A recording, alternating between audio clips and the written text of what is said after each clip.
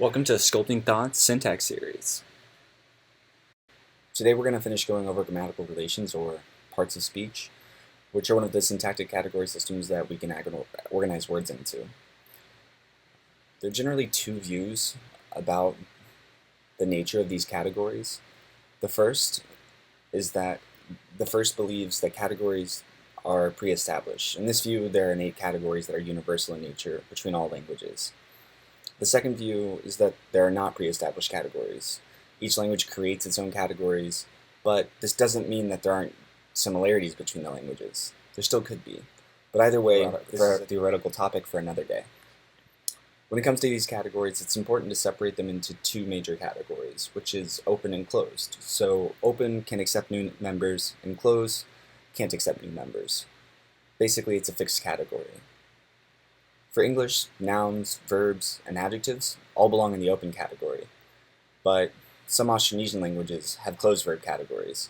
So what that means is that new verbs can't be added to the category. They have a limited set of verbs in the language, and they can't add more to it, or at least not easily. So as far as these categories go, there is variation between languages. All languages do have open and closed categories. So is this a case of universality or anti-universality? Like we talked about last time, that's a question that we're going to be asking in nearly every section of this study, and that doesn't exclude today. So there are three main open categories: adjectives, nouns, and verbs. Adjectives can occur with degree words, and they denote things like properties such as shortness or tallness or richness. Nouns occur with determiners, and they denote entities including individuals or objects or places. Lastly, there's verbs. We went over those last time in Syntactic Description Part 1. If you need a refresher, you can use that. If you want to do further reading, then Dahl 1985 or Comrie 1976 and 1985 are both good sources for more information on those. But when we're talking about adjectives, I said that they occur with degree words. So what are degree words? In general, it's a closed category, and they're used to express gradation. So depending on the language, degree can be expressed through inflection, including suffixation or reduplication. So suffixation is just adding something to the end of the word, changing the form of the word itself, or the shape of the word, if you will.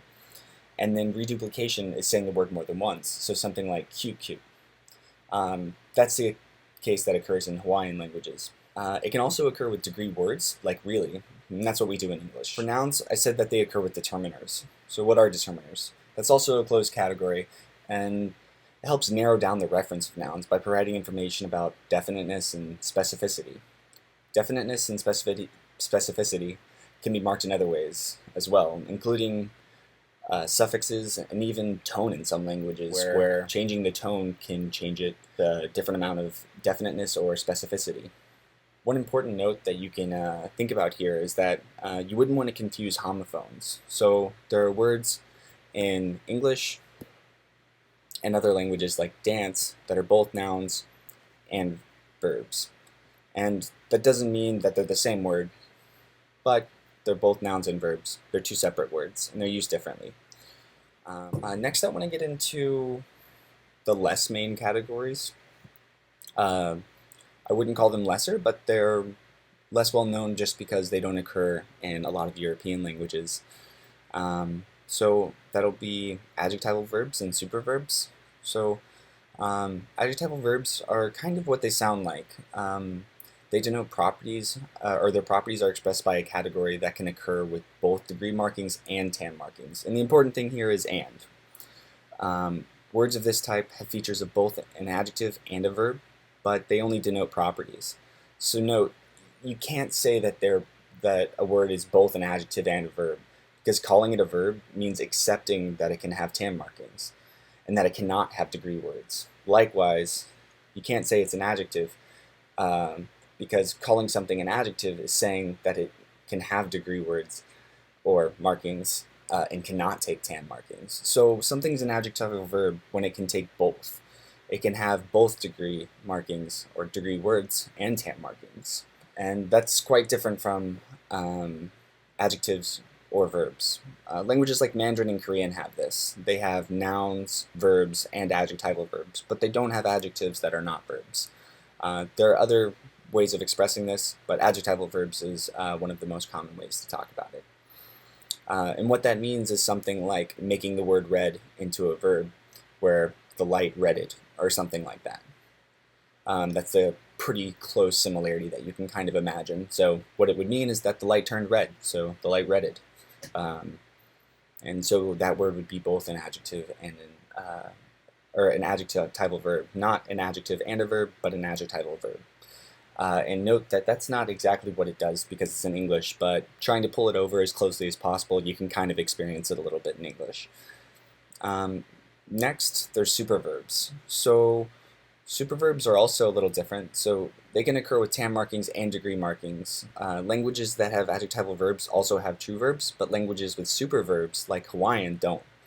As the category of superverbs subsumes both the true verb category and the adjectival verb category. And it can denote events and properties.